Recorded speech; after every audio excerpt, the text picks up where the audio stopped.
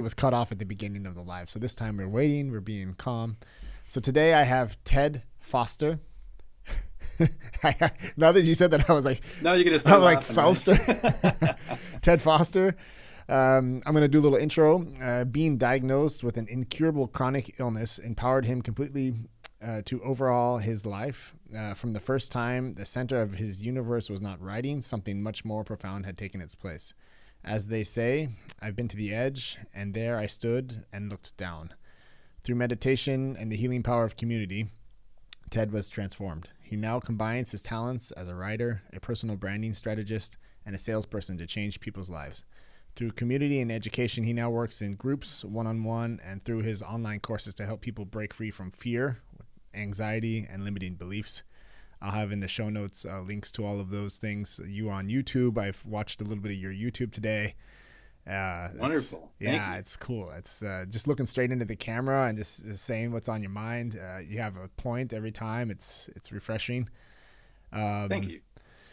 Yeah, there's a lot of stuff to cover. I have a lot of questions, but I kind of just want to let you start where you want to start, and then we'll just see where it happens, you know? So I'm looking forward to having a conversation. I'm game for anything, whatever you want to do. First of all, thank you for having me on your show. I'm in the early stages of still developing my company. So, I'm going through different modes of advertising and reach out and community reach, things like that. So it's great to be on a podcast like this too, because I know I can reach so many more people. So I appreciate that. But I started, I guess I should probably start with my diagnosis, if that's okay. Is that a good place to start? Of course. Yeah. This is it's going to be a little strange, but I'm a writer. I've always been a writer. But if you're a writer, or if you know someone who's a writer, you know that we're all broke. We have no money. I've been broke my entire life. One of those things, but I take jobs to support my writing. It's kind of like a writing habit. Yeah. So interestingly enough, I actually, 2017, I just finished writing a book. It's my third fantasy novel. And I'd been writing that book for about a year. So I wanted to get back in the world, get working again, just kind of, get back to civilization, I guess. Yeah. So you're like, when you're writing these books, you're just gone, right? You're just. Oh man, it's like, yeah, you can't even talk. My wife hates it. She does, because it's like 12 hours a day. That's all I'm doing. But when I came out, I wanted to do something a little bit more athletic. So my wife at the time, she was working at a ballroom dance studio, and they actually needed a new dance instructor. And I went. I'm like, I'm going to go talk to the guys. I want to talk to the owner, and he said, "Can you dance?" I said, "No." And he said, "Well, can you sell?" And I said, "Yep." He's like, "Okay, you're hired." So they taught me how to dance, and I taught ballroom dancing. Right. And I had a blast, had a really good time doing it. But about a year after getting into it, I kind of just started noticing really strange things. And the first thing that happened was I'd start tripping over my own feet. I'd literally start like walking, and then my right foot would hit my left ankle, and I finally fell. Yeah. And my boss pulled me aside and he said, "We're going to send you to a chiropractor, just to get an adjustment, see what's going on. Maybe you have a pinched nerve." Yeah. And long story short, I went through all this rigmarole, wound up getting MRIs and all kinds of scans. And I had primary progressive multiple sclerosis. It was terrifying, man, because where did that come from, And the thing was, I was actually grateful because all the symptoms were leading up to ALS. Okay. And ALS is a horrific disease. My uncle actually died from ALS, and it took him in like 6 months. That's how fast. And I was terrified, Yeah. But having multiple sclerosis was actually, I was like, "Oh, thank God," which sounds crazy, but I knew that it's a little messed up. But in my head, the first thing I thought was, okay, I'm not going to die next week, it's going to. And they told me it's going to take up to 10 years off your life. And I'm 52 now. And so, that kind of stuck in my head, and it scared the shit out of me. I didn't know what to do. For the first time in my life, I had no idea what to do. And I couldn't work. I couldn't move. I was in a lot of pain. They were putting me on these pain meds that they were making me all foggy in my head and everything. It was just a mess. For a whole year, I did nothing. I literally did nothing. I sat in a recliner watched TV and I got up and I went to bed at night. Yeah. And I had to kind of get used to the pain kind of thing, and it took a while. It took a while to realize that, like now, I don't feel like the pain's here. If I concentrate on it, it sucks. But Yeah. I've kind of made peace with it. And but at the beginning, you don't know how bad it's going to be, Yeah. and so you just have to wait and see. And I finally got to a point where I'm like, okay, that's as bad as that's going to get, and that's as bad as that's going to get. Different sensations I would feel, like these electrifying jolts I get up and down my spine. Yeah. And I finally just made peace with it. So yeah, it's that I just was kind of researching a little bit about it beforehand, and the different types of multiple sclerosis. And you said you had primary progressive, so this PPMS.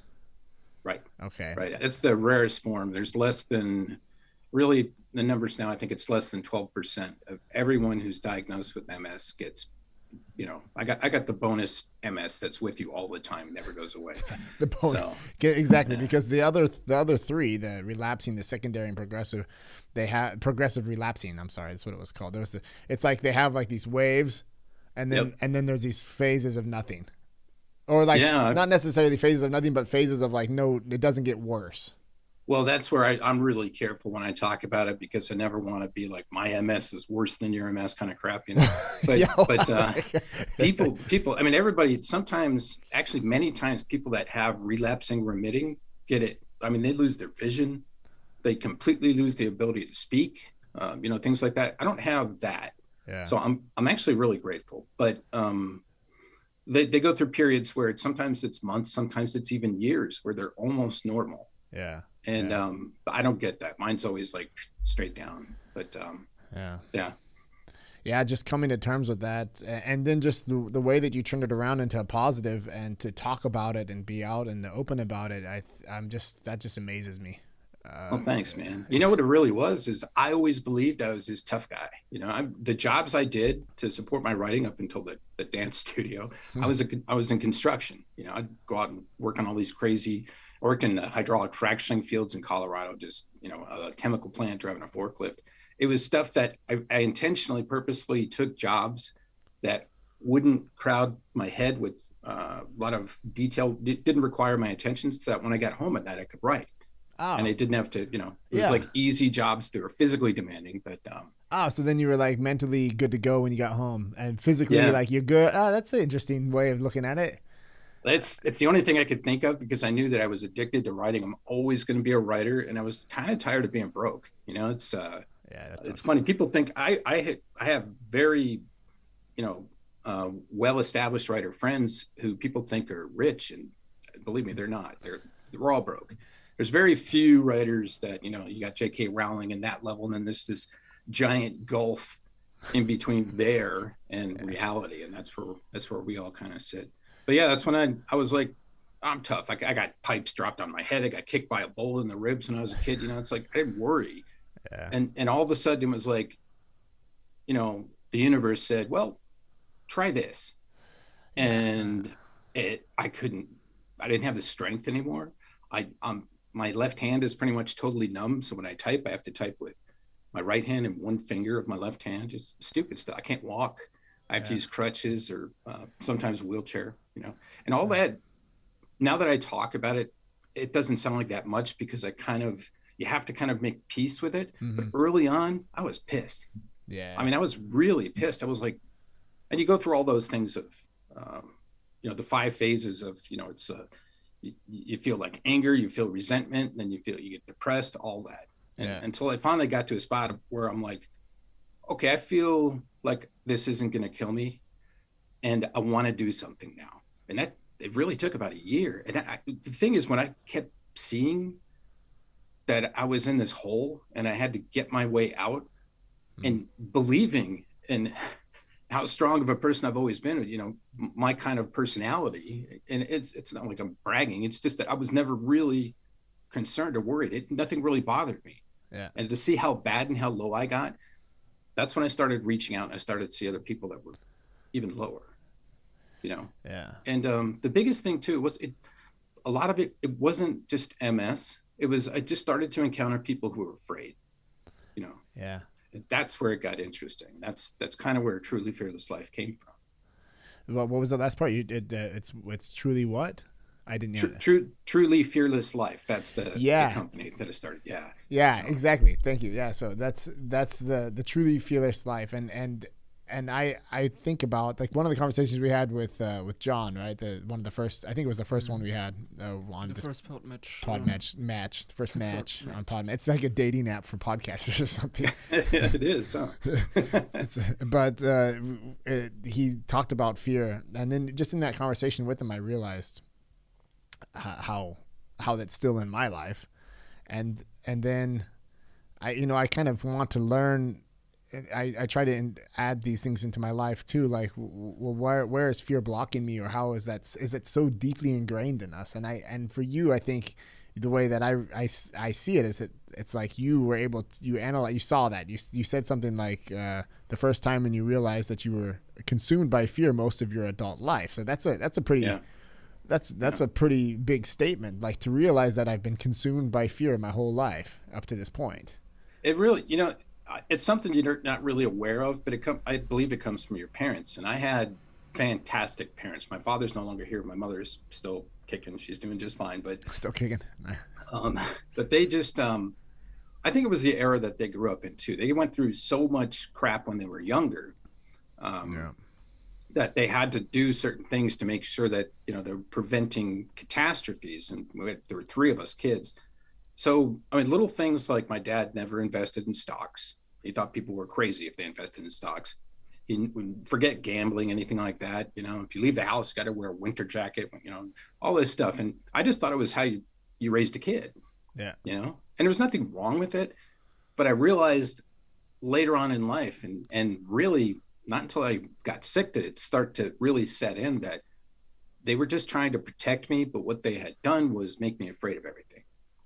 And I think what I did was kind of subconsciously correct myself when I was probably in my 20s by being the tough guy. I can take anything, and I really wasn't tough though. I just thought I was tough. And then when something came and actually tested me, getting sick. Yeah. But that's that's a huge test though, right? I mean, that's a different, that's like kind of like, but how many people do really, I think the test for like, for us right now with the whole, I don't really want to go into COVID and all that. Like I'm sure a million people have talked about it, and I'm sure listeners don't even want to hear it anymore. but it's a test for fear. Let's just put it that it really tested everyone's, you can see the people that are afraid. And you can see the people that are like either pretending to be the tough guy because they're not, they just don't care, or there's just the real people that are like the reality of it is what it is. You do what you can do. All you do is you do what you can do. But I just I see around me on a daily basis people that are consumed by fear. And it's something that doesn't go away. You have to kind of actively. It's almost like having a personality flaw. And it's not that, when I initially tell people that I work with that you can actually adjust yourself and correct this, that one of the first reactions is, well, I'm not trying to be afraid. No, you're not. Yeah. But meditation helped me a lot because it helped me. And I did a lot of research on fear and meditation in the brain, how we learn, how we remember things. And the biggest pull I got out of it was kind of my aha moment when I realized that I'm actually 3 things. I'm my brain, I'm my body, and I'm my mind. And the mind is that's me. That's where I live. My body and my brain are stupid. They're idiots. Yeah. The brain is just trying to keep itself alive by using the body to move around, collect stuff, shovel it in your mouth. So anything that and they're lazy. They want to be complacent and fat and not have to worry about anything. So anything that could disrupt that, the brain sends a signal to the mind, hey, you should be afraid of that. And I think we just, when we were cavemen, that probably was a great instinct to have, but it's not the best thing to go through life with now, Yeah. That brings me to this thing. Do you know anything about the Hedonic Treadmill? I have no idea what that is. What is that? Okay. Can you bring it up, Eric? Because that's just something that that I've just been meditating a little bit. And I heard from this. I have Sam Harris's app, and it has this one part about stoicism. And so there's one guy that's like a kid talks about stoics and what they are and what they do. So can you show them our screen? Yeah, I'm seeing it. Okay. Yeah. So the hedonic treadmill, also known as hedonic adaptation, is the observed tendency of humans to quickly return to a relatively stable level of happiness despite major positive or negative events or life changes. According to this theory, as a person makes more money, expectations and desires rise in tandem, which results in no permanent gain in happiness. But the thing that when I was listening to this, can you go back so I can? The thing that I can't see him, that's why. Okay. The thing that interests me about that is that I had like this picture when I was listening to this, and I think the guy actually said it. You have a person like a caveman, and they go outside of their cave, and they're just happy with life, like they're just satisfied. Right. And that's the one that gets eaten by a saber-toothed tiger, right? Like he's just chilling out there, like watching the sunset. It's like a flaw to be happy. It's a flaw to be satisfied with what you have, and it turns into this whole thing where it's like, well, where does that come from? Why do I have to like have the next car or do the next thing? And then you hear things like your story, or like I remember as a kid growing up, I lived in LA, and we heard of a shark bite incident where the guy, lost half his body or whatever, and he was like 6 months later just like the happiest dude and just so grateful to be alive, and you just think like, how does that happen, and why can't I, as someone that doesn't have any of these things, why can't I be just as grateful as this guy, I actually have a lot to say about that. Yeah, then please do. Yeah, I think when it's kind of a relative form of happiness, you don't realize that it's not that you're not happy. It's just that you don't really realize what true joy can be until something happens in your life where that's revealed. And I don't think you have to go through something like I went through, or something like the poor guy got bit by the shark. I don't think it has to be something that dramatic, but I can tell you this, there comes a point, and I hope everyone experiences this at some point, where you realize what really means something. And the only thing that, it sounds so plain, but it's really so powerful to me, is that just being here, just being alive is all I really need.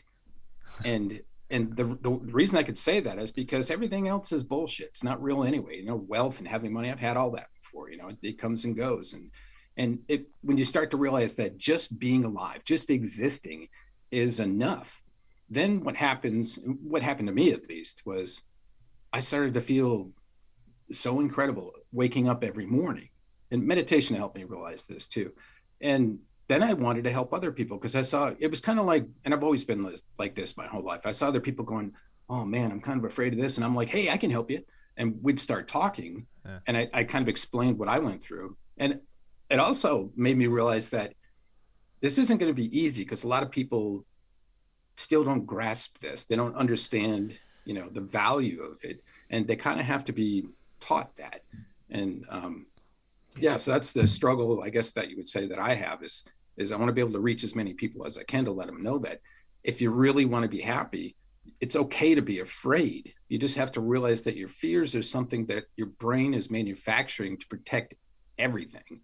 And that you as a mind, as a creative person that understands that you exist, don't have to listen. You don't always have to listen. That's what meditation tries to give you. It tries to give you this. I feel like it tries to give you this space of realizing that these things coming in, the way this mind, or not the mind, the brain, this lizard brain is just like, be afraid and think about this and think about that and think about that, and it's, you're sitting there in the meditation, and it's every time, like I'll start it, and then 10 minutes later, the dude will say something like, okay, come back. And I'm like, oh, I wasn't even meditating for 10 minutes. I was completely just daydreaming about the day, or like thinking about the past. I was not in the moment. And I think fear does that same thing to you, right? It broadsides you. It takes you down into this whole other thing. Like how many things have I been afraid of that have never happened? Right? Oh yeah. Yeah. We create false realities all the time, and we try to predict them. And I think as human beings, we feel like we're failing when we can't predict tragedies that are going to happen to us, when in reality, none of that is true.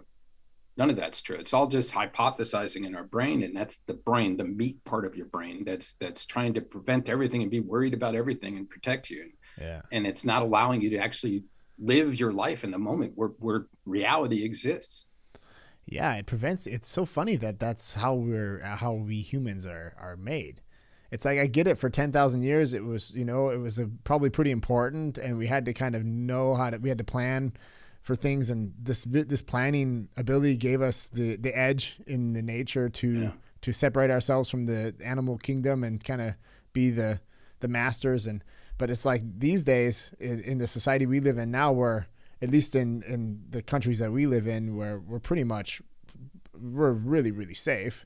So we don't really, I mean, I don't know. It's for the most part. I mean, you got parts of the world that are in terrible shape, of course, but I always I have this weird analogy that I throw to people. It's like being afraid of something.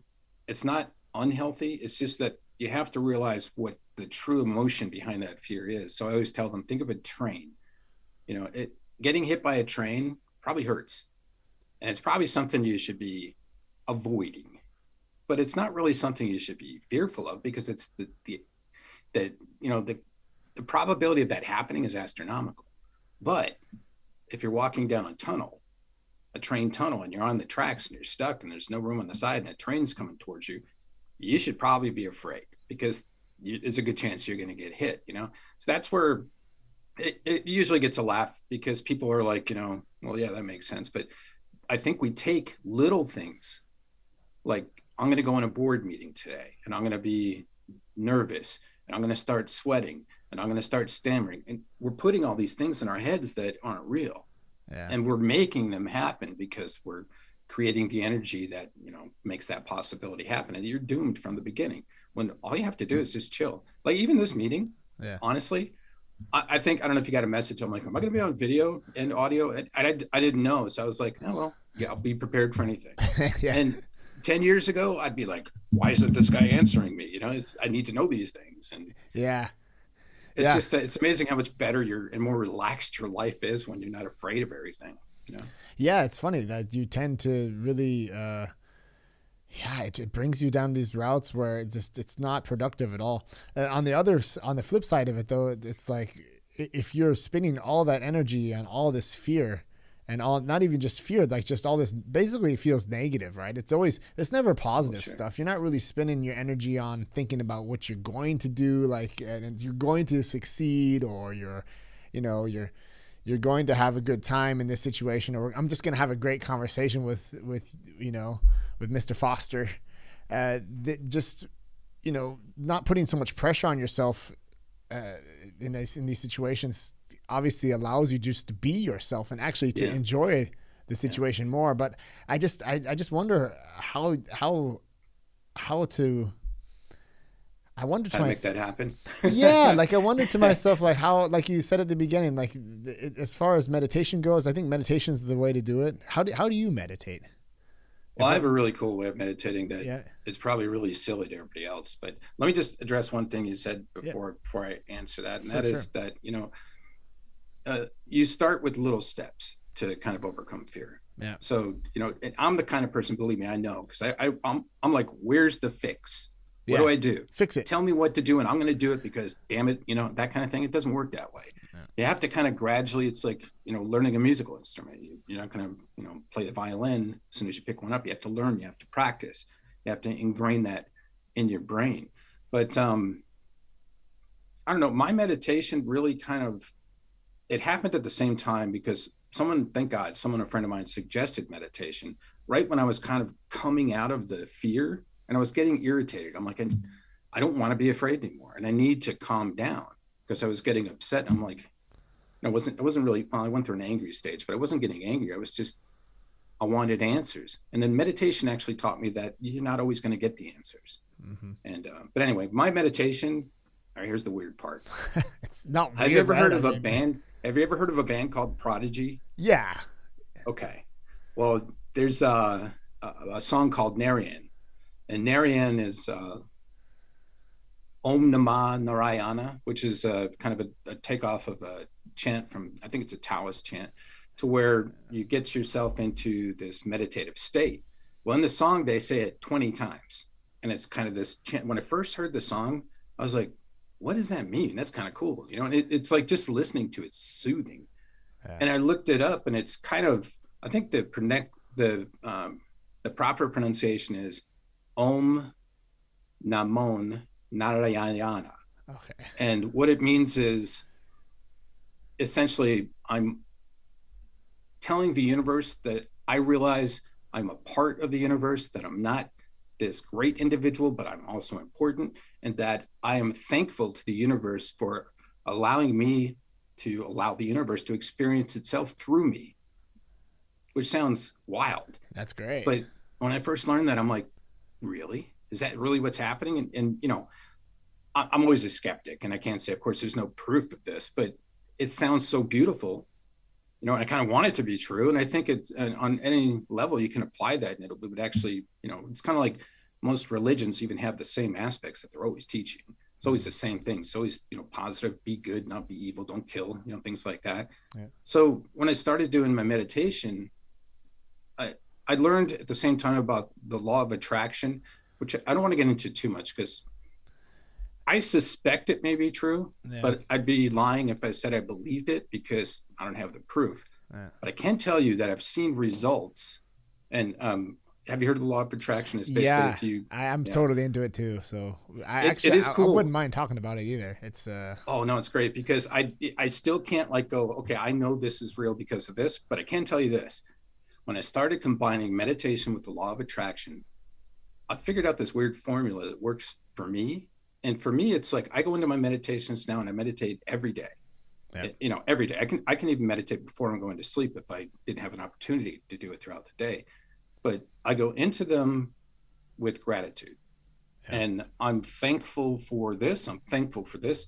And what I do is I try to think of the gratitude for someone else, not myself. First. That's okay. See, that's because that's one of the things that kind of got me about the law of attraction.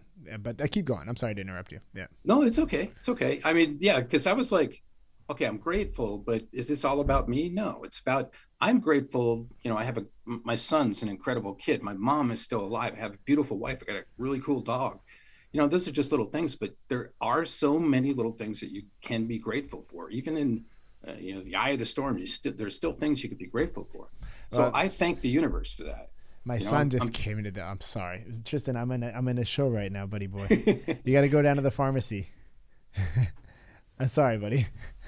My son just came in. That's okay. He just got from school right now. I didn't lock. You probably heard me talking about my son. It's like, hey, is there a kid in there? Yeah, it's we got headphones on. But that's what I started to do is you know, I started to be thankful for, you know, the little things. But then on top of that, I started to realize that, okay, I heard about the law of attraction. So I was like, I'm going to kind of test this the way I think. If this exists, this is probably the way that I could believe that this exists. And so what I did was I started to be thankful for, you know, having other things around me. And then I started to imagine and be thankful for myself, which we're not really ever taught to do too much. Wow. And then I started to focus on the future things. So I would start to be like, when I started this company, I'm like, thank you, universe, you know, for giving me the energy to do this so that I can reach people and I can start connecting with people. And I really believe firmly now that if you believe you deserve it, I mean, you can't lie to yourself. If you believe that I deserve this, I deserve to have a nice business that gets going, it does well, and I can reach people and help people, I deserve that. So thank you. Yeah. Then it happens. And that's the weird part, because I started almost doing little tests and things started happening. Yeah. And I can't explain that. Yeah, that's interesting because you block yourself if you don't believe you deserve it to begin with. Yeah. Then you're blocking that energy from coming in. Yeah, it's weird. It's and I think, like I said, we're taught by our, you know, don't be prideful. And I was raised in a really strong family that, you know, came from overcoming adversity. So it was, you know, piled on top of that. If, you know, don't be selfish, don't be greedy, don't be boastful, don't be this, and don't be that.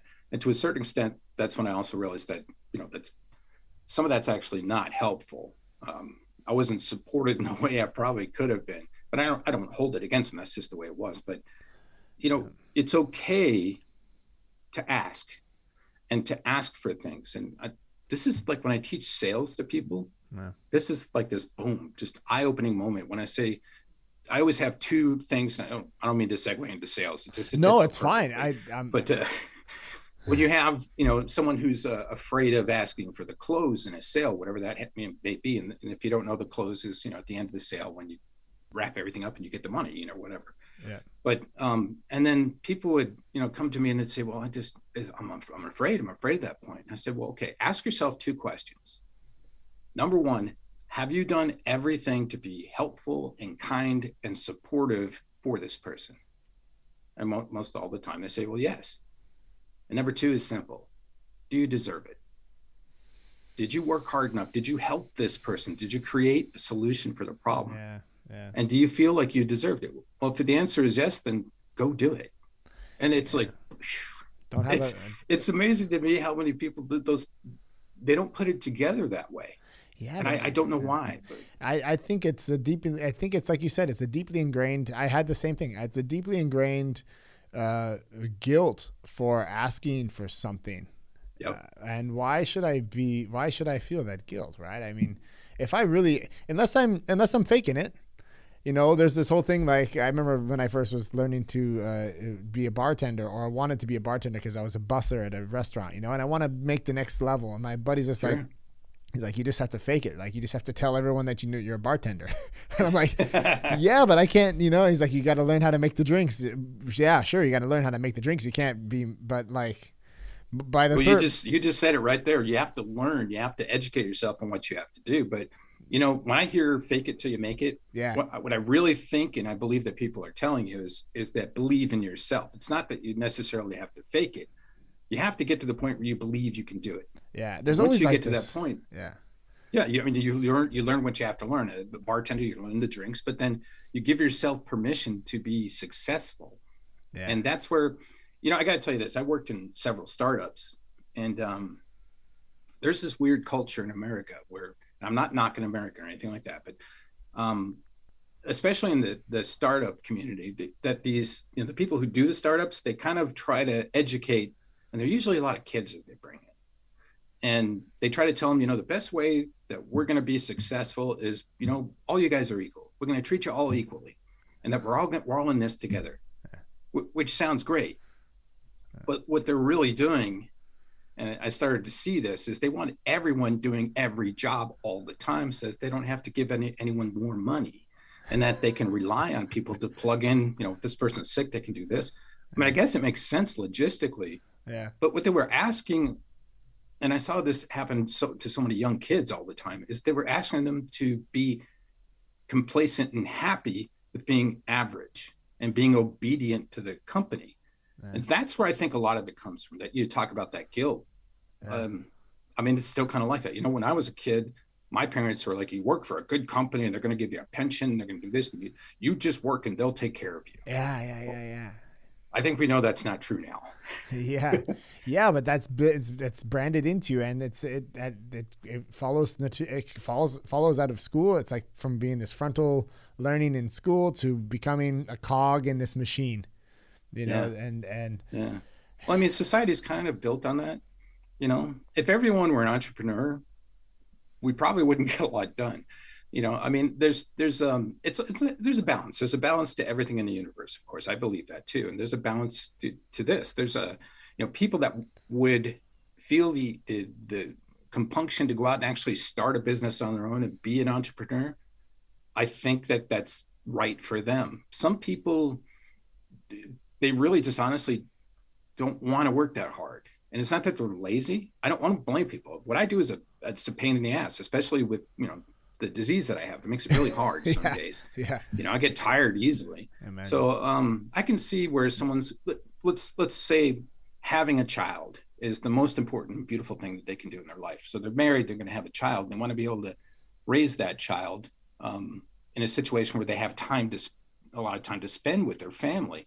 That's absolutely legit. I mean, and that's just one example. There's endless amounts of reasons why someone doesn't have to be completely fearless and go out and start their own brand and start their own business. Yeah. And it's legit, you know? Yeah. And you shouldn't feel guilty about that either. Right. If that's, yeah. but it's like kind of, then be that guy or be that girl. And if that's you, then you have to stand for that.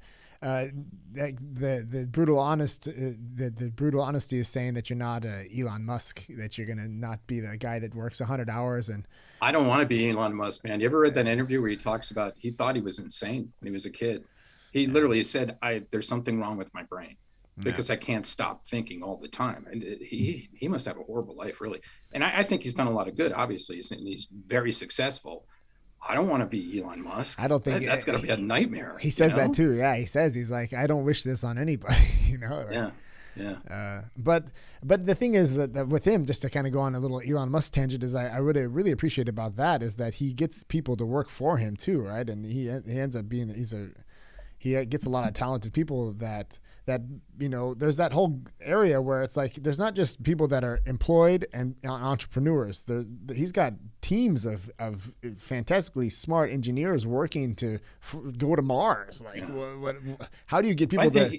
You know, he's a leader. He's an obvious leader, and people, you know, a lot of people can kind of rise to the point where they can take control of their life and do their own business kind of thing. And again, it's not that those are better people. It's not that they're living a better life. It's nothing like that. But out of that select group, there are even a smaller amount of people who are true leaders. Yeah. And I think the true leaders like Elon Musk have to realize that they are a leader. And when you're a leader, you have a huge responsibility because people listen to you. People will expect you to solve problems for them. They'll expect you to look out for them. They'll expect you to have answers. And it's a hard place to be. But if you're a leader, you're a leader. It's kind of something you can't run away from. Yeah, that's wow.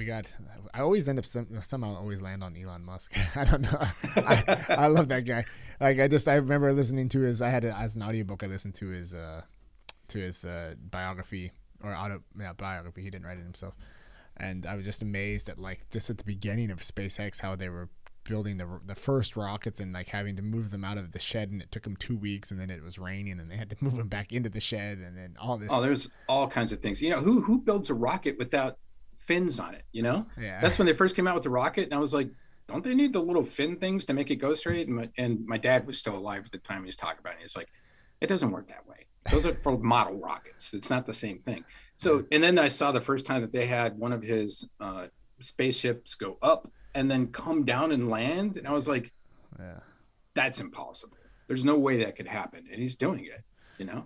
It's very motivating for me. Like whenever I am having a tough day at work or whatever like that, I think like about that story, and I think to myself like, okay, so what? Now I'm just complaining because I have to do some paperwork, or like it's just annoying because that person's not calling me back or whatever, you know. And it just like I have to call that person 5 times to just do one thing, and it's like, really, that's your problem? That's the big problem you got going on today, you know? First world problems, right? Yeah, totally. That's where, you know, that when I talk to people about if they want to do this life stuff, they want to kind of get into an entrepreneurial kind of, you know, what I think is where we start small businesses. This is what I think society meant by starting a small business was not because now people, I'm going to start a small business, then I'm going to sell to Home Depot, and I'm going to be over here, I'm going to be huge. And that's not a small business.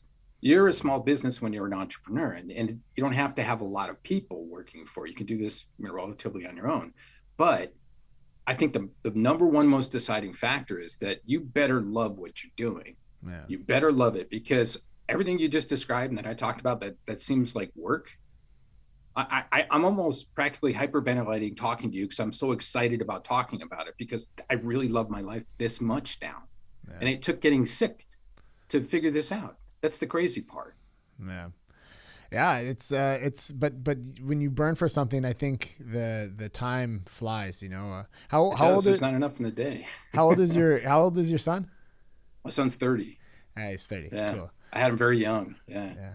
Right on. He has a great life. He's kind of like, he's real existential. And we have these, oh boy, I'll tell you what, we have conversations sometimes that if anyone were listening in, they probably think we're insane, but he's definitely my son. You know? Those are great. I think that's an interesting thing with father. Like I have those kinds, like I can only, like I have like 3 father figures in my life, but my biological father, like when he calls, it's just weird because there's like this mirror that happens and because it's just there. You just have like this thing. And my wife says always like, just go in the other room. She's like, just, what are you guys talking about? You know, we do the same. We'll talk about like quantum physics, working on cars to, how to raise a dog and train a dog, things like that. They don't even sound like conversations, but they work for us because we can follow it. But anyone outside is like, what the hell are you guys talking about? Yeah. But yeah, that's what's great about having kids, I think, is kids, they're basically little clones of you anyway, you and the mother. So yeah, for sure. So it's like an extension of me, which I think is really cool. I know people always use it. Like I used to think like, you hear these things of people like, well, I did something good for the world. I brought kids. And I'm like, no, it's pretty egotistical to have kids, like bringing, like I just have like a little mini me and it just basically says everything I do is great and loves me unconditionally. And well, that's, I mean, it's, having a child, obviously anybody can do it, well, not everybody, but, well, yeah, but it doesn't take much. It's not too hard, but the responsibility of actually raising a child and actually being a parent, that's where it gets tricky and difficult. And, see, that brings me full circle. I interrupted you again. Sorry. No, it's okay. But it brings me full circle to like what you said at the beginning about how like I tended to be a helicopter parent at the beginning.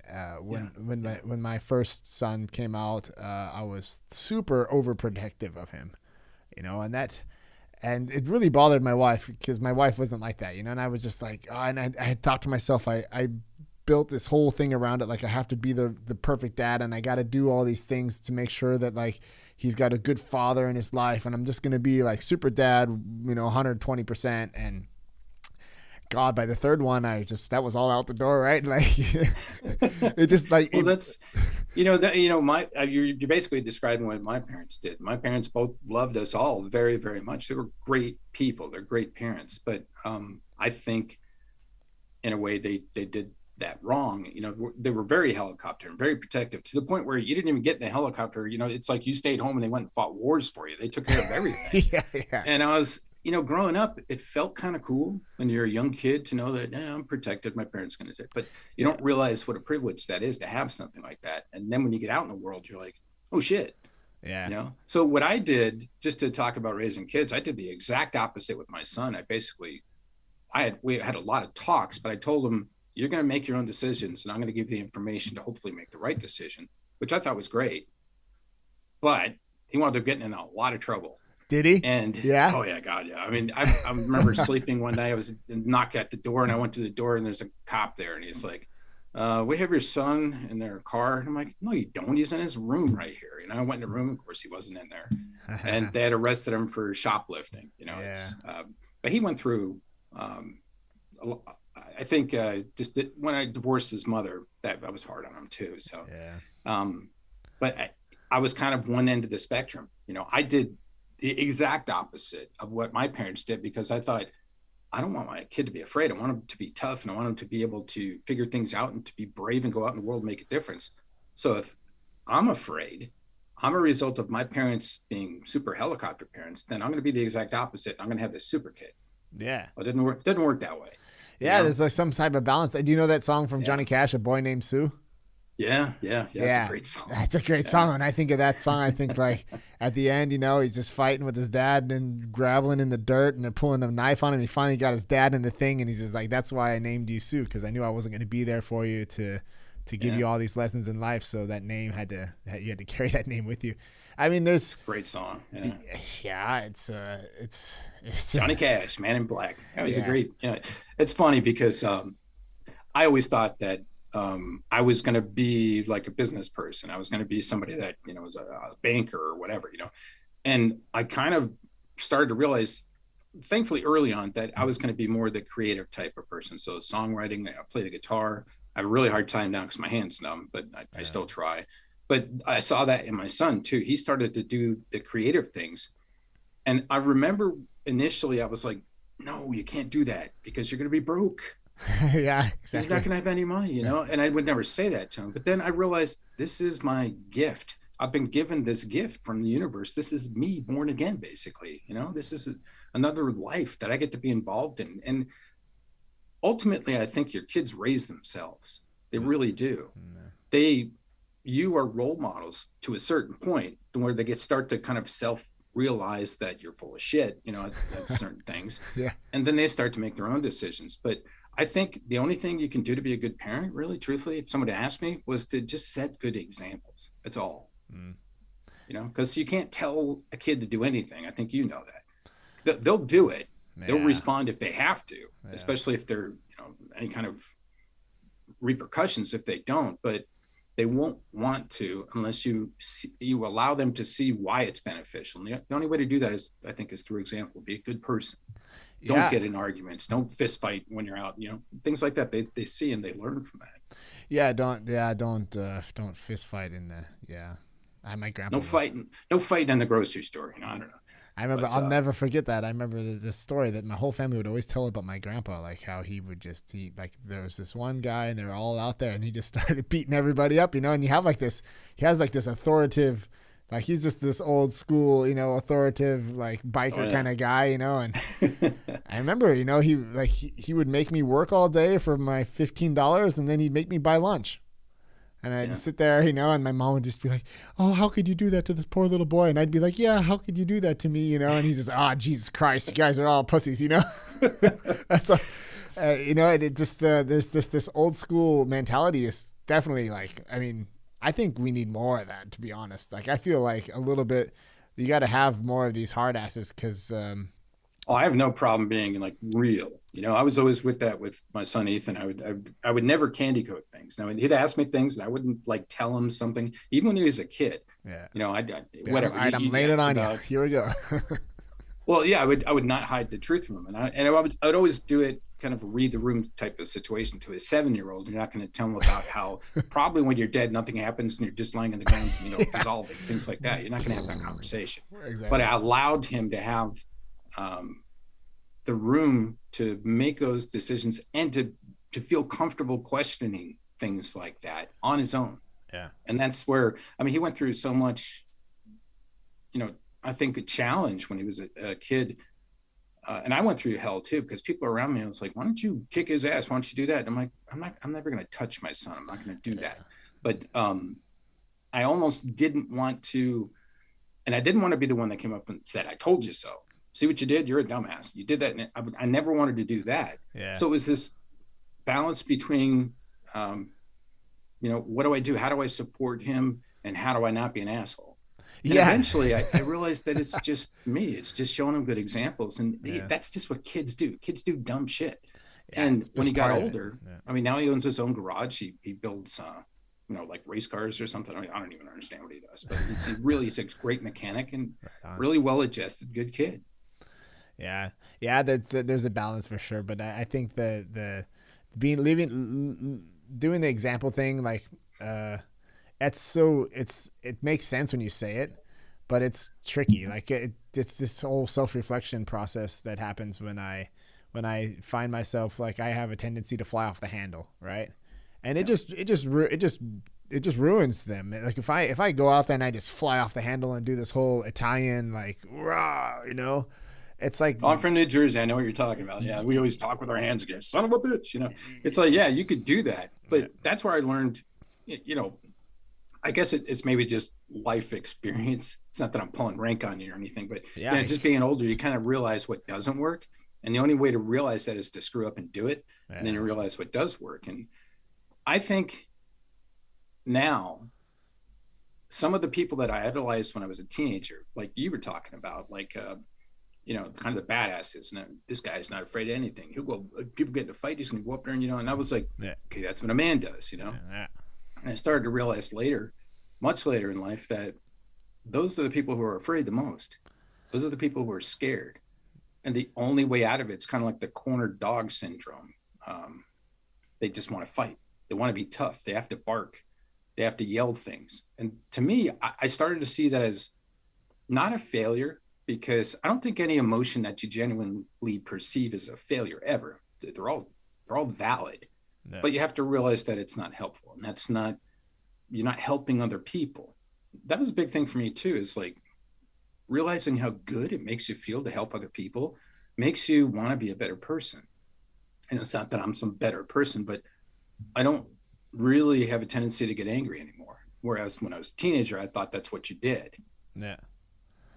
Yeah, I get this whole getting angry thing, like that again, meditation helps with that. Just gives Yeah. me Oh, that yeah. like half a second to like not do it, to just not just I don't know, breathe in, breathe out kind of thing for a second. And Well, like, I mean, yeah, I mean, like we're talking like in the moment right now. We're actually consciously, you and I right now are consciously aware of being alive in this moment right now. We're having this conversation about this. It's hard to do that all the time. it is, it really is, especially when you just get triggered by something. It's Yeah. like and Well, that's where you start to realize my only advice, if I could give any to you, for would sure. be that, you realize that that's your monkey brain. Yeah, That's your stupid brain trying to react because your brain's a chicken shit. It's afraid of everything and it's going to try to protect you. And if it knows that it could get you to bark and get upset to prevent something potentially bad from happening that is probably never going to happen, that it can make you do that. It does that through chemicals and um, everything that it excretes into the bloodstream, and you get that kind of a reaction. yeah, It's controlling you to a certain extent, but you can stop that. You can stop that by being in the moment, and that's what it just takes time to realize when that spike hits. Realize that it's hitting, yeah, and yeah. if you can stay in the moment, you can conquer it. Yeah, yeah, like I had this thing. What is it like? What are we doing right now? What's the why am I like what's the whole point? Like why do I have take off? I take off early at work. I want to spend time with the kids. That's I like I'm that kind of dad actually. Like I'm more of the That's guy that great. Yeah. I love to do that, and but it's like I go pick him up and I'm like, okay, now we're and it's like what? Yeah. So you spend the whole time with the kids? Is what you spend 4 hours? Just it's supposed to be like a nice afternoon, and all you're doing is just being stressed out all the time. It's like then you might as well just go to work and just stay out of their Exactly. life. Yeah, yeah. And I think that's why people do that. They retreat to work where they can, be on the grind all the time. Yeah, You reminded me of we took a family trip to Disneyland when yeah, I was a kid. And I was like 11, I think, when we went to Disneyland. And I was so excited because I loved people at that age. That kind of got broken out of me in my teenage years and later. And then I eventually rediscovered that. But I was excited. I'm like, our family's going to Disneyland. It's not that I vocalized these things, but that's what I felt. yeah. And you were And 11 years old? yeah, Yeah. Okay. yeah. But my parents were fighting at the time. I don't know what about. Yeah. So I remember still vividly being in the hotel room. We're getting ready to go to freaking Disneyland and they're fighting and they're arguing. I'm like, and that was the first time I realized that, wow, my parents don't have it all together. And I didn't want to be like that. I wanted to be like you talk about what do you do when you spend time with your kids? Well, you spend time with your kids, you do anything. You Yeah. play a video game. You could just sit, you fish. You could sit there and do nothing. You could eat pizza. Exactly. I don't know. Yeah, we watched But it. Sorry, I keep it. no, it's okay. We just watched a movie I think last weekend. It's like called Yes Day. And these parents decided because like it was I don't know that I didn't understand that. I don't know the actress's name, but she's like one of these tough women, and the dude they just were they were just fighting like their whole life. Once they have kids, they turn into these helicopter parents, and they're just fighting everything like no, because everything before was like when they were together before they had kids, it was like yes, let's do this, let's do this, let's go mountain climbing, Yeah. blah blah blah, Yeah. and then the kids came and it was like you just have to say no because kids will literally kill themselves, right? They're gonna walk out in the middle of the street, so you have to be like no, don't do that, no, don't do that. And so they fast forwarded like 12 years later, and they figured out that they're gonna do this thing called Yes Day. And so my wife and I, after watching that movie, we watched it with the kids, and of course my 8-year-old was like, Can we do that? are we doing that?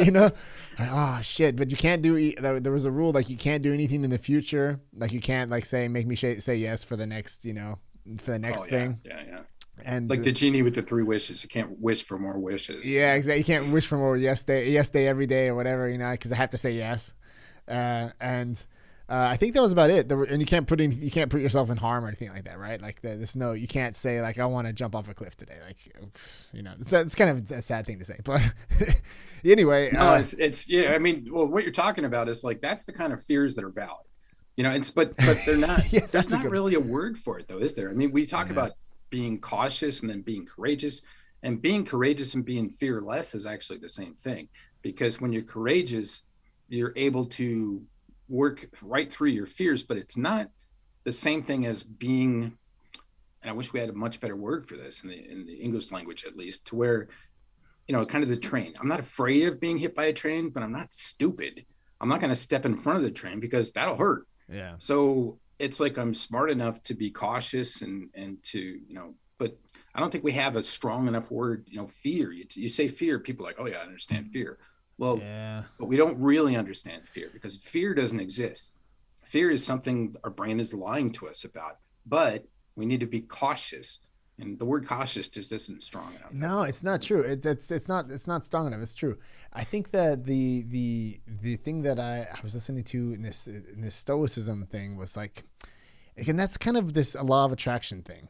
Like when I first got into law of attraction, we would do it with things with bags with my wife. Like she wanted a nice bag, like a nice purse or something. And so we would just be like, okay, I deserve the purse. I'm going to get the purse. The purse is mine. I'm going to visualize myself walking with this purse on my shoulder and do this whole thing and go through the motions. And then eventually, like literally, I think her mom actually went shopping and bought her like a purse that was just so identically close with the colors. Isn't it weird? It was really weird. And like Franzi and I would just be like, was that real? Like, well, what is that's that? where, you know, you can't like visualize, okay, I want a Ferrari. Yeah. Because I think I really deserve a Ferrari. I'm going to go outside and the keys are going to drop out of a cloud and there's my Ferrari. Yeah. That doesn't work either. You really have to genuinely believe that you deserve it. And I've thought about things, especially with the business now, because I'm so behind this and I so want this to work and I want to reach so many people that it's kind of constantly consuming my thoughts all the time. I just, in a good way, I want this to succeed. Yeah. But I have to realize that it's, you know, like we said about half an hour ago when we were talking about little steps. You have to take small steps towards achieving, and you have to be thankful and grateful for those steps. You know, I'm not thankful for, or I'm not grateful because I don't have a Ferrari. I would never own a Ferrari anyway, but you know, something like that. But I am thankful for little steps that are getting me towards a place where I can eventually hope to be the kind of, and aspire to be the kind of person that really helps people understand fear and overcome the fear and anxiety of actually succeeding in life, because that's what it comes down to. I think most of us are taught and conditioned to accept a certain level of happiness. Yeah. And you don't have to do that. If you want more responsibly, then you can do it. You take on the role again of the Elon Musk at a certain point. Not that I'm making any kind of comparison at all, but when you're a leader, you have to recognize that you're a leader. And now people are going to listen to you. And if people listen to you and they do what you do, you better do it right. Yeah, but you know, it could be a positive type of stress. Like it seems maybe stressful to someone doesn't want to be in leadership role. And I found myself in a similar role. My wife took over the pharmacy from her father. And then it was all of a sudden it's like me and her are kind of like the bosses, you know? And it just seemed like, imposter syndrome a little bit, right? Like, yeah, sure. You're like, wait a minute, what am I doing here? I don't deserve to be this I think guy. any good person feels that all the time. So it's a good sign, right? That you feel like that instead of just being like, yeah, I'm the boss. Woo-hoo, I tell you what to do. You know, that's not a good thing, right? But the balance between this the law of attraction and reality of, there's two things I want to talk about, like, because there's this one thing is like, if you put it out there, you put the energy out there, and you're not, the Ferrari might not show up at the door, but the energies that you're putting out there that you want to help people with fear, and you're creating a business, so you're providing a service that people would want to pay for. Right. And so the opportunity comes across, whether what you do with that money, whether you buy a Ferrari or not, it doesn't really matter. It's that you're creating more value. And what are you doing subconsciously? You're guiding your life in a positive way. I mean, it's like if I give you a treasure map, it's a piece of paper, but there's treasure at the end of the map. You know, if you follow the map and you do the little steps, you're going to get that treasure. Yeah. And the little steps is a good thing too. That's actually another thing. Like I did this with the cold showers. Do you know of Wim Hof? No. He's like this ice. He calls himself the Iceman, and he does stuff. He's all over the States too. I think he's from Denmark. No, or Something He's wrong. somewhere around here in the northern Europe area, but he has a very funny accent when he speaks in English. It's very cute.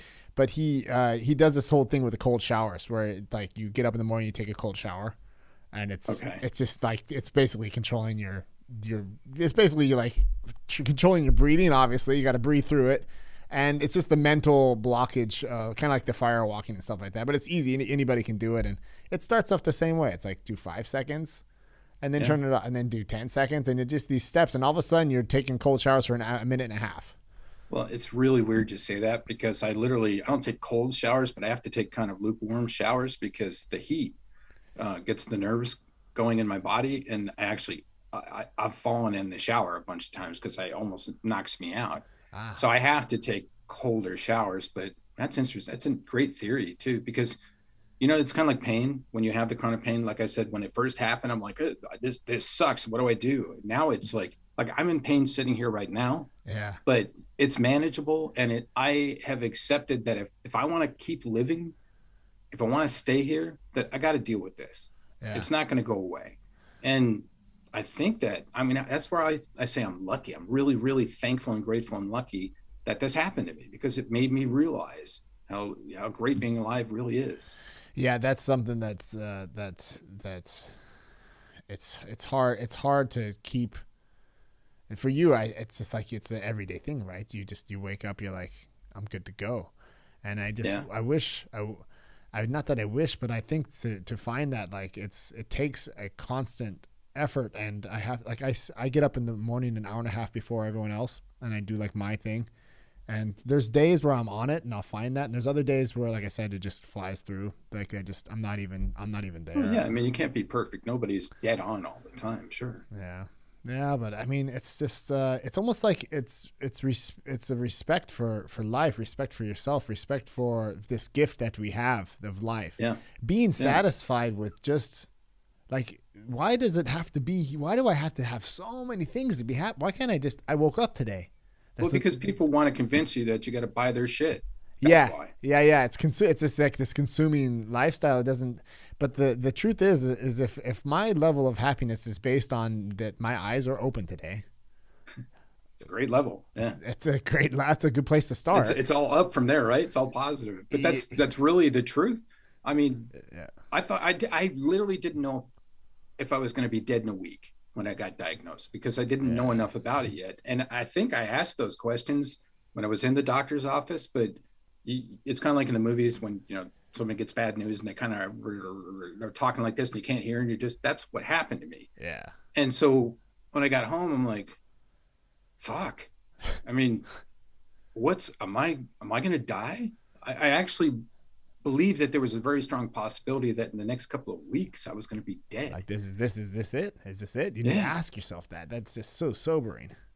It is. You hit it. That's the perfect word right there, is sobering. It kind of breaks you out of your funk. And I think for me, it's really the first time I felt like, I'm not going to say like woke culture or anything like that, but I felt like I woke up. I did. I felt like I was kind of like, I realized now it's like, hey, look around you, dummy. Look what you have. Yeah. Look at all the positive things you have, and all the things you think you need to chase. I mean, I've had a lot of them before. They don't mean anything. There's not a lot of value to them. Yeah, I had a house with 6-car garages and cars everywhere. It's like it's just more shit to take care of.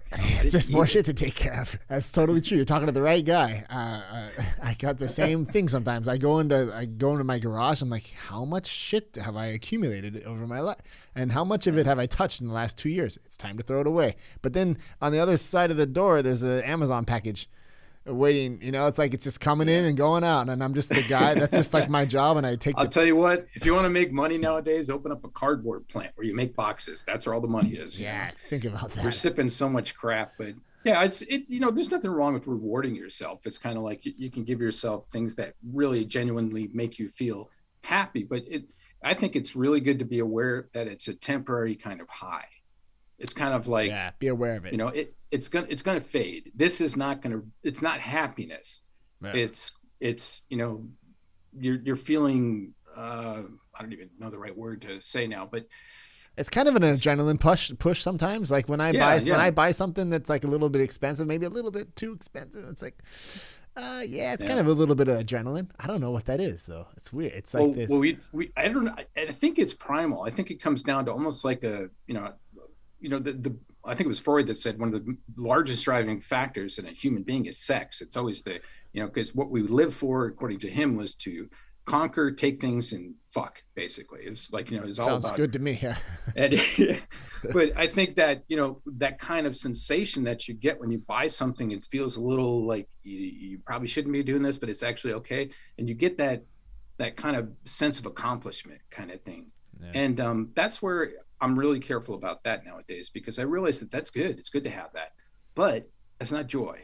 Yeah. That's not true joy. That's not true happiness. True happiness is being able to, in my opinion, I can only speak for myself now, but that's what I try to exemplify for people, is that true happiness is understanding that being here, being alive, going through the years from birth to death is the most incredible thing in the universe. And it's a gift, and I've been given that.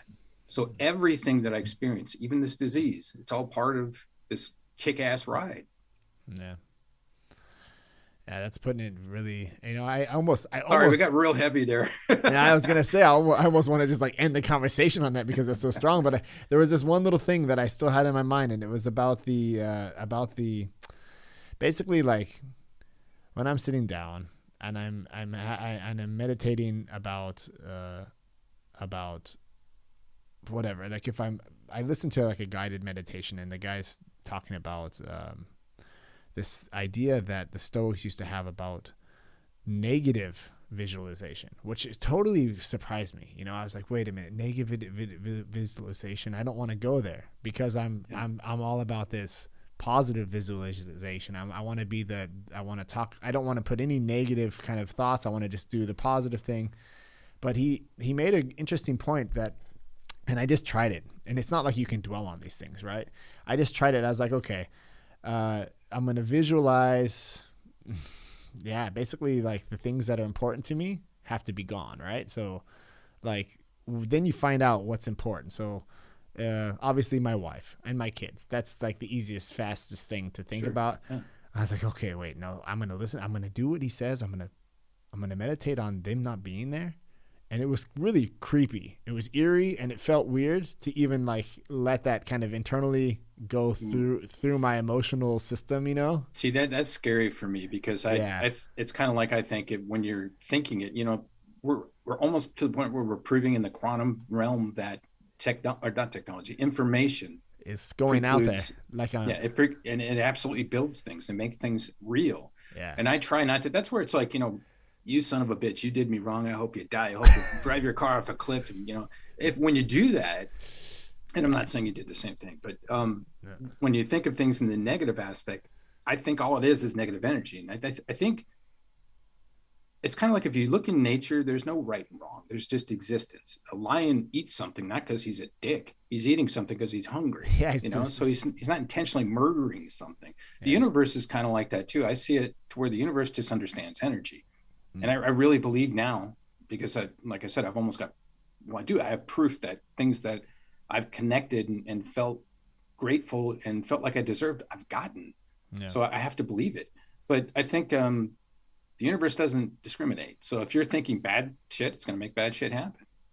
For sure. Yeah. And the interesting thing was, though, I did this, and then I went out, and my kids were waking up. And what do you think is the first thing I did, though? Like, I totally hugged them like I hadn't hugged them in a while. Like, I had like that. I hugged them, and I was like, and they're kind of like, "Hey, Dad, everything cool?" I'm like, "Yeah." And my wife's like, "What's up with you? Like, what are you doing?" And I was like, "Well, you meditated, didn't you, Dad?" Yeah, I told my wife that. She's like, "Oh, Jesus, what are you talking?" Because we had this whole thing with like the positive. She's like, "Don't put that on me, Like, I'm cool. Like, I don't need any of your negative visualization over here, But who knows if that? I mean, for you, it was a positive thing. It actually worked out to where it made you realize, And it's not like you can do it. Yeah, exactly. It's not like I can sit there and do it all day. But it just was. Truthfully, I would say in your case, though, you were being grateful. It wasn't even a negative thing. You were grateful that you could see why those things were so important to you. So that's a good thing. It's a positive thing. That's what's so interesting. Like, because I've always tried to tell myself to be grateful, and I tell it, and I always feel like almost like I'm kind of, it's like I'm lying to myself a little bit. It's not a bad thing, but it's more like just like, yeah, it's hard to actually feel that. It's hard to feel it, and this visualization made it hit home. But it's also, and it's only about the important things, right? Like, if you could have told me that like the nice car and the driveway is gone and stuff, you don't give a shit about that. Like, who cares? Like, I'm not going to go out to my car afterwards and like give it a big hug, you know? I didn't, but, have you ever seen the movie The Box? I don't know. It's this like cheesy sci-fi film that was actually based on a, Richard Matheson wrote a screenplay for The Twilight Zone. Oh. So they took that and they made it into this movie. It's got James Marsden, I think his name is, and can't remember who else is in it. Nicole Kidman, maybe. Anyway, but she's a good one. It's about how this guy comes with a box and he comes to your door and there's a button in the box. And he says, you press the button, you'll get $1 million right now. And then everyone's like, well, what happens when you press the button? He's like, well, you kill someone. Just somebody, but you don't know who they are. Exactly. It's actually a great movie. I love that movie. Yeah. I actually own it because I thought it was that cool. That's interesting. But that's where I think about sometimes it's like, things have repercussions. And I think if you, and in your case, again, I don't want to say that you did anything negative. I sure hope not. I got to make sure that they're all still doing good. It showed you gratitude. No, you went into the right way. You actually had the courage to explore that emotion, which made you a better person, I think, in the outcome. So that you should be patted on the back for that, really. But I think if you try to do like the things where you're evil and vindictive, because I see that in people. Unfortunately, and certain people are just, you ever met a person that's like, everything is not their fault? Oh yeah. Somebody else did it to him. Well, this happened. That's why this happened. And this asshole over there, that's what, that doesn't help you. That energy doesn't help you. You just keep like churning and churning and churning and eventually become this really bitter, almost, I hate to say it, but a useless kind of person for the human race because you're just, it's the waste of you're oxygen. very negative. And, that's where being positive kind of creates positivity. It really does. And it's almost cliche at this point, but it's cliche for a reason because it works. Yeah, it does. It does. It's just always the thing. I remember watching this movie with Brad Pitt and George Clooney, where Brad Pitt played this like totally dumb guy. They were all in Washington State, somewhere like that. It was like Burn After Reading, I think it was called. Oh yeah. Did you ever check that one out? He's like the guy that works at the gym. Yeah, he's always just like played like this airhead guy. It was hilarious. And George Clooney was like he created some sex machine in his cellar, and that was like his thing. But he was working, and the whole thing was like there's these spooks everywhere. He was like afraid of these spooks, and he was like this. But I remember like there was this other part of him that was like super. He was always just like always positive, but it wasn't really positive. It was like his own little lie to himself to push him through all these things that he was doing, Yeah. And so that a lot of us do that too. It's like we're wearing a costume. Yeah. So if we're in the room full of people that are positive, then we put on our positive costume. We're like, oh hell yeah, positive. Yeah. You don't really believe it. You can't act positive. You have to want to be positive. There's a huge difference. And there's an energy, right? There's an energy of somebody when you're around someone that is like, or just in this conversation, I can just feel it from you that you embody it. It's not that something that you're putting on as a facade. It's an embodiment of your being. It's what you. Thank you. I take that as a compliment. Really, thank you. I get the same from you too. It's like you're aware and you understand. And I like the fact that you're vulnerable. You're actually able to talk about things that you're not sure about, or things that you do that might not be the right thing. And I think that's a great place to start for everyone. Yeah, for because sure. I don't know everything. I no offense, but I doubt you know everything. I don't think there's any one person that knows everything. We all have to help each other. That's why we're here. That's the big thing. People don't realize you're living in the party right now. You're living in the greatest of the great is happening right now because you're here. Yeah. And it's not because it's like fire trucks and everything going crazy. It's just the simple fact that you get to be grateful that I can talk, that I can see you, that I'm here, that I can feel the things I'm feeling right now. I'm talking to someone across the entire planet right now. That's so cool. Yeah. All this shit that just sounds like so mundane, but it's not. Yeah. It's not. It's actually, this is life. This is you living. This is the purpose. Everyone wants a purpose. This is it. Yeah, be part of it. Be part of the show. And don't just be on the sidelines, for sure, man. Exactly. Yeah, I think on that we'll just. What do you say, Eric? You want to say goodbye? Eric's Yeah, we just probably talked for. He's like, I want to go. Been Nah, here for 3 hours. I'm sucking up all this life advice. he's 20 years old, you know. Like when we have these good conversations like this, it's just like he just sits there. He's like, "Oh man, that's great. That's great." That's awesome. That's really, really awesome. And I feel, again, I'm really thankful that you gave me an opportunity here too, because I know that simply by talking to you, you're helping me reach more people. And I'm very grateful for that. Thank you. Yeah, hopefully, that's this one part of the it's kind of interesting to do these shows. And then I'm more in it just for having that conversation with you and just sharing with you. Cause that's what it's all about for me. I see that on YouTube and stuff, and there's like 5 people watch it, whatever. I don't let that bother me because there's live stuff going on and there's audio stuff happening. The people that listen, it's for that 1 or the 2 or the 3 or the 4 or the 5 people. That's what it's for me. Because if any of those people listen to that and get something out of what we talk about and it helps them in their life, then like you said, it's just helping them. And well, it's exponential too. When you start to realize that you don't have, like we talked about, you don't have to win everything in one day. You take these little steps. These are little steps.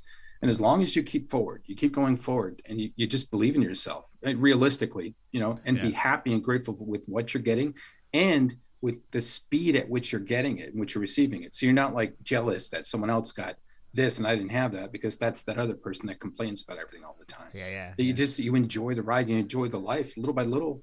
It's going to happen. Yeah. If you stick with it, it's going to happen, and you're going to create a better life, not just for yourself, but for other people. That's what makes me feel good. Yeah, like I really appreciate you sharing with us, with my viewers, my 5 viewers, and just with the world. Really, like I said, that's I got a lot of respect. My pleasure. My pleasure. Thank you. You want to let's just say goodbye offline in a second, so I don't want you to hang up right away, huh?